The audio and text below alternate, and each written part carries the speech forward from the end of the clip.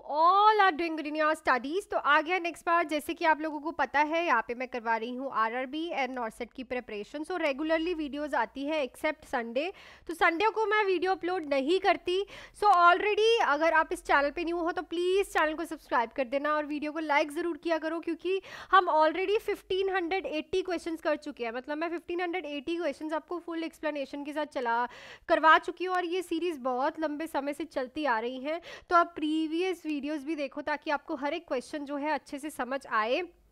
And अगर कोई भी बच्चे बैचेस ज्वाइन करना चाहता है तो आप इस नंबर पे कॉल या फिर मैसेज करके आज कोई भी बैच ज्वाइन कर सकते हैं। तो नॉर्सेट 8 के लिए 2 बैचेस स्टार्ट हो गए हैं, जिसमें both nursing and non nursing के subjects full fledge syllabus with MCQs आपको सब कुछ मिलने वाला है।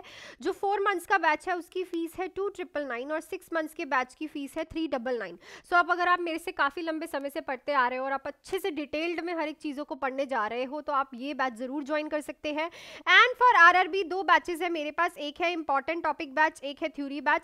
इंपॉर्टेंट टॉपिक बैच की फीस रहेगी ओनली 1299 एंड थ्योरी बैच की फीस रहेगी ओनली 2299। अगर तो आप लोगों का आरआरबी के लिए बेसिक क्लियर है तो आप ये बैच ज्वाइन कर सकते हैं, जिसमें हम हर एक सब्जेक्ट्स के इंपॉर्टेंट टॉपिक्स करेंगे, एमसीक्यू क्लासेस रहेंगी, test series, doubt classes and previous year paper. And अगर आपको बेसिक से सब कुछ करना है तो आप ये बैच ज्वाइन कर सकते हैं, जिसमें आपको basics anatomy and physiology, all subjects की थ्योरी, हर एक सब्जेक्ट्स के इंपॉर्टेंट टॉपिक्स अलग से करवाए जाएंगे, plus MCQ classes, test series, doubt classes, previous year paper. और सबसे बड़ी बात है कि इन दोनों बैचेस में भी नॉन नर्सिंग के एमसीक्यूज आपको पूरे ट्रिक्स के साथ कराए जाएंगे। बैचेस जो है सारे लाइव प्लस रिकॉर्डेड हैं। तो आज आप मेरे से इस नंबर पे कॉल या फिर मैसेज करके कोई भी batch for नॉर्सेट 8 and for RRB आज ही ज्वाइन कर सकते हैं। नॉर्सेट 8 के लिए 4 मंथ्स का एंड 6 मंथ्स का, एंड आरआरबी के लिए important topic batch and theory batch. तो चलती हूँ मैं अपने क्वेश्चन पे ज्यादा टाइम वेस्ट ना करते हुए। सो क्वेश्चन नंबर 1 है मेरे पास, बहुत ही अच्छा एंटीडोट से क्वेश्चन है। सो आपने देखा था इस बार जो नॉर्सेट प्री का पेपर हुआ था उसमें मेन का पेपर हुआ था, उसमें से 2 से 3 जो है एंटीडोट्स पूछे गए थे। So question है, an emergency department nurse prepared to plan care for a child diagnosed with acetaminophen overdose, which is the antidote of acetaminophen poisoning. So एक patient है, emergency department में आया है, acetaminophen की overdose हो गई है। जो आप PCM खाते हो ना पैरासीटामोल, वो जो है उसकी overdose हो गई है, ठीक है। सो इस ओवरडोज के लिए कौन सा एंटीडोट जो है आप पेशेंट को दोगे? सो आपके पास ऑप्शन है सुकेनर, विटामिन के, एन-सिस्टीन या फिर प्रोटामिन सल्फेट। सो एसिटामिनोफेन का जो एंटीडोट है दैट इज एन-सिस्टीन। बाकियों के भी एंटीडोट्स कर लो, क्योंकि एक आधा क्वेश्चन आई एम श्योर कि एंटीडोट से आ जाएगा।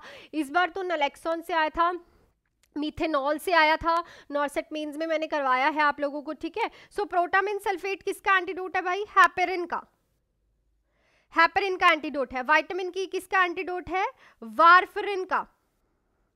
सुकेनर किसका एंटीडोट है? किसी भी मेटल की अगर पॉइजनिंग हो जाए, ठीक है, तो हम उसे सुकेनर देते हैं। So metal poisoning, warfarin and heparin से याद रखो कि किस किस के कौन कौन एंटीडोट है। नेक्स्ट है, तो देखो अब मैं हर एक थोड़ा सा आपको डिफिकल्ट क्वेश्चंस करा रही हूँ, क्योंकि पहले मैंने डिफिकल्ट करवाए, फिर वन लाइनर, फिर डिफिकल्ट, तो ऐसे करके मिक्स करके करा रही हूँ। तो प्रीवियस वीडियो जरूर देखना। The nurse is caring for a client who is receiving cyclosporine following a kidney transplant. Which condition indicates to the nurse that the client is experiencing an adverse effect of a medication? So देखो एक patient है, उसका kidney transplant किया है आपने, उस patient को cyclosporin चल रही है। मैम साइक्लोस्पोरिन क्या होती है? सो साइक्लोस्पोरिन इज अ इम्यूनोसुप्रेसेंट। क्या है? इम्यूनोसुप्रेसेंट। इम्यूनोसुप्रेसेंट्स का क्या काम है भाई? कि इम्यून सिस्टम को दबा देती हैं, ठीक है, इम्यून सिस्टम को रिएक्ट नहीं करने देती। क्यों देते हैं? अगर कोई भी ट्रांसप्लांट होता है तो आप फॉरेन ऑर्गन डाल रहे हो, वो बॉडी का खुद का ऑर्गन नहीं है, तो इम्यून सिस्टम उसे फॉरेन चीज समझ के कहीं रिस्पॉन्स ना दे दे और रिएक्शंस ना कर दे, ठीक है, एलर्जिक रिएक्शंस ना कर दे, ठीक है। इसीलिए आप इम्यून को सुप्रेस करते हो, ताकि जब तक ऑर्गन एडजस्ट ना कर जाए बॉडी में तब तक इम्यून सुप्रेसेंट्स चले, ठीक है। सो इस कंडीशन में आप क्या चीज़ देखोगे पेशेंट में, जिससे आपको पता चलेगा कि ये जो प्रॉब्लम है, ये जो आपने ड्रग दी है पेशेंट को, इसका एडवर्स इफेक्ट हो रहा है। ऑप्शंस हैं acne, sweating, joint pain, hyperkalemia. So it's an hyperkalemia. कैसे? देखो आप इम्यूनोसुप्रेसेंट तो दे रहे हो, पर अगर वो वर्क नहीं करेगी तो क्या होगा? किडनी काम नहीं करेगी अंदर, ठीक है, और किडनी काम नहीं करेगी तो अंदर क्या होगा भाई, पोटाशियम का रिटेंशन होगा, पोटाशियम का इंक्रीज होगा। और जैसे ही आप हाइपरकैलेमिया पेशेंट की बॉडी में देखोगे तो आप समझ जाओगे कि ये मेडिसिन तो भाई बॉडी में वर्क नहीं कर रही है, क्योंकि किडनी काम नहीं कर रही। अगर किडनी फिल्ट्रेशन अच्छे से कर रही, जो आपने अभी किडनी ट्रांसप्लांट किया है, नई किडनी में डाला, नई किडनी जो है वो डाली है बॉडी में, अगर वो अच्छे से काम करती होती तो पोटाशियम प्रॉपरली जो है मेंटेन रहता। पर देखा होगा आपने, जब किसी को क्रॉनिक किडनी फेलियर होता है, एक्यूट किडनी फेलियर होता है, तो हाइपरकैलेमिया देखने को मिलता है। क्यों? क्योंकि यूरिन ही नहीं बन रहा, ठीक है, जिसकी वजह से एक्सेस ऑफ पोटाशियम निकल ही नहीं रहा।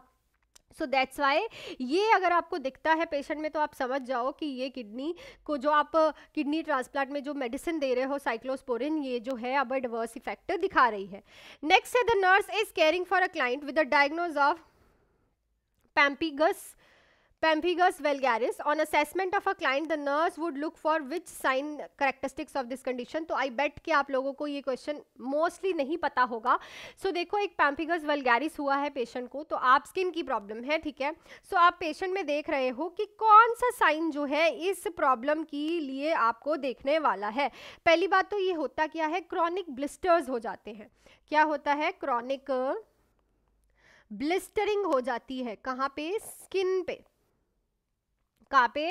स्किन पे जो है आपकी जो है क्रॉनिक ब्लिस्टर फॉर्म हो जाते हैं। और इसका मेन कॉज क्या होता है? आपका स्ट्रेप्टोकोकस, ठीक है, जो आपका स्ट्रेप्टोकोकल बैक्टीरिया है वो मेन इसका क्या है? कॉज है, ठीक है।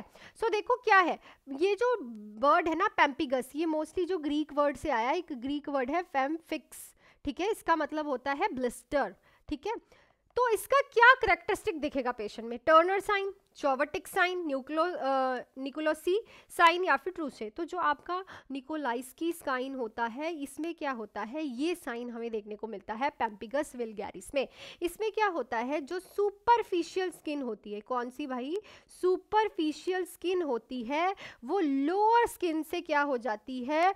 अलग हो जाती है। Top layer of the skin slip away from the lower layer of the skin. तो मैं इसको लिख सकती हूँ ऐसे, top layer of the skin, जो टॉप लेयर है स्किन की, जो सुपरफिशियल लेयर है, वो क्या कर जाती है? स्लिप कर जाती है अवे, किससे? फ्रॉम द, नहीं तो जो स्किन की लेयर्स हैं वो एक दूसरे के साथ इंटैक्ट है ना, ठीक है, पर इसमें क्या है? वो स्लिप कर जाती है अगर आप उसे स्लाइटली सा भी रब करते हो। लाइक आप अभी देखते होगे कि आपको इरिटेशन होती है तो आप क्या करते हो? स्किन को हल्का सा रब करते हो। पर इस पेशेंट में अगर आप स्किन को हल्का सा रब करोगे तो top layer of the skin जो है वो स्लिप कर जाएगी lower layer of the skin से। तो इसको हम बोलते हैं निकोल्स्काई साइन, ठीक है, निकोल्स्काई साइन। और ये हमें पेम्पिगस वल्गैरिस का एक करेक्टरिस्टिक है, ठीक है।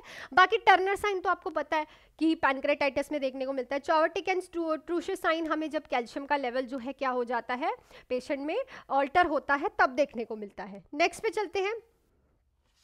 The nurse managing a child post supratentorial craniotomy care would assure that the client is admitted in which position, maintained in which position। तो एक नर्स है, मैनेज कर रही है चाइल्ड को, ठीक है, सुप्राटेंटोरियल कैरोटमी हुई है उसकी, ठीक है, आप उसकी केयर कर रहे हो, ठीक है। टेंटोरियम, टेंटोरियम देखो, अब ये भी पता होना चाहिए, एनाटमी क्लियर है कि कहाँ होता है, ठीक है।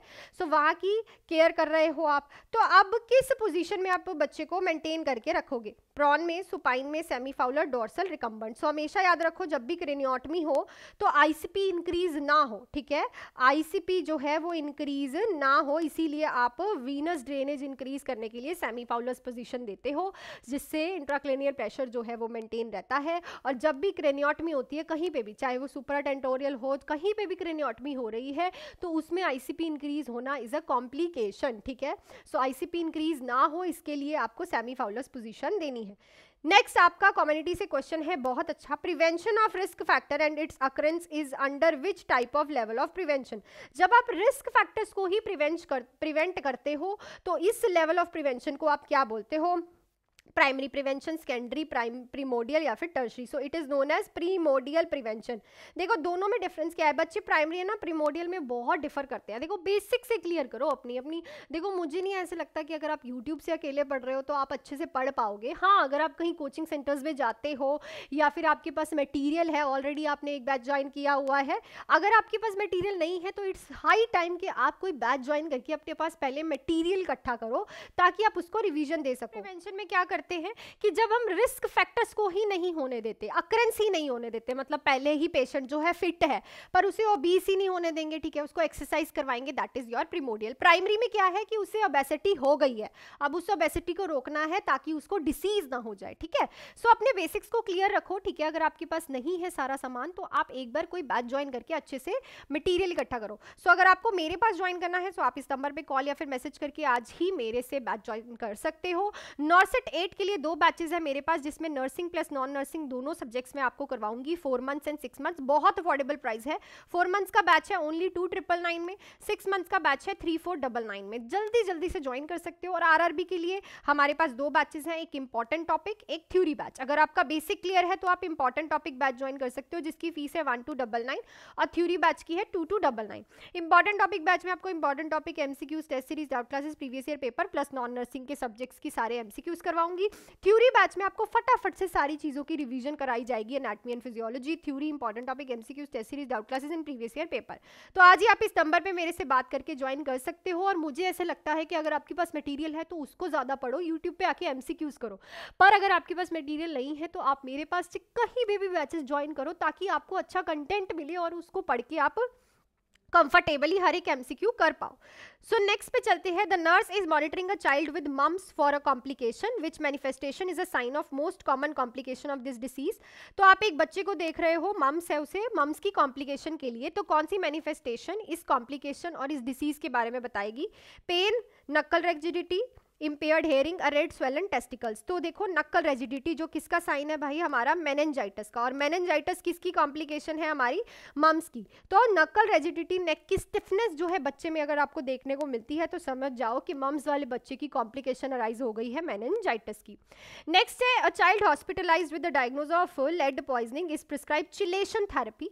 The nurse caring for a child would prepare to administration which medication. तो एक पेशेंट है, ठीक है, उसकी चिलेशन थेरेपी जो है आपने स्टार्ट करनी है, ठीक है। तो अब जो नर्स है उसको किस चीज़ की जो है एडमिनिस्ट्रेशन करेगी?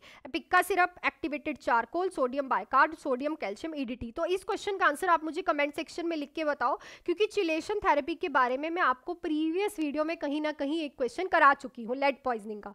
तो जल्दी जल्दी से लिखो कि क्या आंसर आएगा।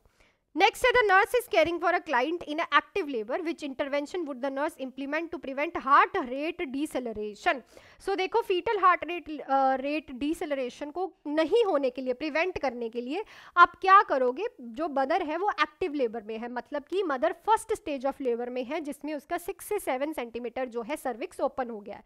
ऑप्शन है, discourage the client from walking, increase the rate of oxytocin infusion, monitor the fetal heart rate every 30 minutes, encourage upright और साइडलाइन मैटरनल पोजीशन। सो देखो यहाँ पे अगर आपको प्रिवेंट करनी है फीटल हार्ट रेट डीसेलरेशन, तो सबसे इंपॉर्टेंट है आप क्या करने वाले हो? फीटल हार्ट रेट हर 30 मिनट्स में आपको मॉनिटर करना है, क्योंकि अभी तो बच्चा बाहर आने ही वाला है। तो अगर आपको लगे कि उसका हार्ट रेट बहुत कम हो रहा है तो आप उसे सिजेरियन सेक्शन के लिए इमीडिएटली भेज दो। तो यहाँ पे आपको हर 30 मिनट्स के बाद जो है FHR ठीक चेक करना है। नेक्स्ट है, disease that occur due to the effect in the genes of one और other parents is transmitted to the offspring is known as. तो जब वो जीन्स जो कि एक जीन डिफेक्टेड जीन अब पेरेंट से ऑफस्प्रिंग्स की तरफ जाता है उसको हम क्या बोलते हैं? Congenital allergic hereditary organic. So it is known as a hereditary. जब एक डिफेक्टेड जीन जो है पेरेंट से ट्रांसमिट होता है उसके ऑफस्प्रिंग में एंड उसको डिसीज एंड डिसऑर्डर करता है, that is hereditary. Last question है, providing insulin therapy and diabetic foot care for the individual with diabetes falls under which level of prevention. तो इंसुलिन देना और डायबिटिक फुट की care करना, अगर किसी पेशेंट को डायबिटीज है तो किस लेवल ऑफ प्रिवेंशन को आप बोलते हो? Primary, secondary, tertiary and quaternary. So it's a tertiary. क्यों भाई टर्शरी? क्योंकि टर्शरी में हम क्या करते हैं कि ऑलरेडी पेशेंट को डिसीज कंडीशन है जो कि हमें दिख रही है, डायबिटीज है। अब उससे होने वाले नुकसान को कम करना है, जो कि आप कर रहे हो, डायबिटिक फुट की केयर कर रहे हो और इंसुलिन पेशेंट को दे रहे हो। अगर आप इंसुलिन नहीं दोगे तो और नुकसान होगा बॉडी को, ठीक है। सो ये टर्शरी लेवल ऑफ प्रिवेंशन है। सो मैंने लास्ट टाइम जो आप लोगों से क्वेश्चन पूछा था उसके बारे में भी हम बात कर लेते हैं। सो आई थिंक जो क्वेश्चन डॉक्टर के साथ इन सेंट्रल वीनस जो है इंट्रावीनस लाइन डलवाई है, तो पेशेंट की सेफ्टी के लिए आप क्या करोगे? तो सबसे पहले उसकी प्लेसमेंट हम चेक करवाते हैं, पेशेंट का एक्सरे करवा के चेक करते हैं कि पेशेंट की जो आपने अभी सेंट्रल लविनस लाइन डाली है वो प्रॉपरली प्लेस्ड है कि नहीं। So that's it for this video अच्छी लगी तो वीडियो को लाइक शेयर एंड सब्सक्राइब कर दीजिएगा चैनल को। एंड अगर आप बैचेस ज्वाइन करना चाहते हैं तो नंबर आपके पास है बच्चे, आप आज ही ज्वाइन कर सकते हैं विदाउट एनी डिले, क्योंकि बैचेस अभी स्टार्ट हुए हैं। तो स्टार्टिंग से स्टार्ट करोगे तो आप लोगों का सिलेबस जो है स्टार्टिंग से चलेगा, पेंडिंग रिकॉर्डिंग्स नहीं पड़ेंगी। सारी ही जो भी बैचेस है लाइव एंड रिकॉर्डेड है। नॉर्सेट 8 के लिए 2 बैचेस है, 4 मंथ्स एंड 3 मंथ्स का बैच है। जो 4 मंथ्स का बैच है वो है 2999 का, 6 मंथ्स का बैच है 3499 का। बहुत ही affordable, nursing plus non nursing all syllabus आपका क्लियर किया जाएगा with MCQs, everything test series included है।